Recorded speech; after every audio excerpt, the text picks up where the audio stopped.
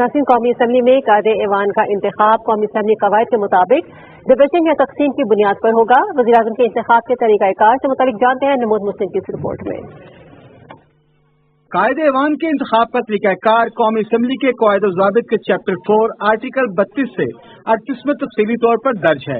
क़वायद के मुताबिक असम्बली का इजलास शुरू होने पर सबसे पहले स्पीकर कौमी असम्बली ज़ाब्ते से अरकान को आगाह करेंगे और इलेक्शन का तरीक़ाकार बताएंगे। Election shall be by division. Speaker कौमी असम्बली इंतखाब में दुरुस्त और मंजूर शुदा कागजात वाले उम्मीदवारों के नामों का ऐलान करेंगे। 6 नॉमिनेशन पेपर्स।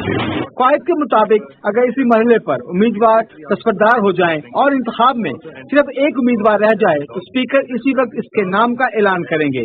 एक हज़ारा की सूरत में नामों के ऐलान के बाद ऐवान में घंटियां बजाई जाएंगी ताकि लाबियों और किसी भी चैम्बर में मौजूद अरकान असम्बली ऐवान के हाल तक पहुंच जाएं, जिसके बाद हॉल के दरवाजे बंद कर दिए जाएंगे। दौरान इंतखाब दरवाजे बंद हो जाने की सूरत में कोई रुकन हॉल में अंदर या बाहर नहीं जा सकेगा। इंतखाब के लिए हाउस में 2 गैलरियां हिज़्ब इक़्तिदार और हिज़्ब इख्तिलाफ की बनाई जाएंगी और वोटिंग डिवीजन या तकसीम की बुनियाद पर होगी। हर गैलरी में रजिस्टर रखे होंगे जहां अरकान असम्बली जो वोट देना चाहते हैं बारी बारी अपने वोट का इंतजाज करवाकर गैलरी में बैठ जाएंगे। डिवीजन के मरहले के इख्तिताम पर फिर घंटियां बजाई जाएंगी कि अगर कोई रुकन वोट नहीं डाल सका तो वो भी अपना हक राय दही इस्तेमाल कर ले।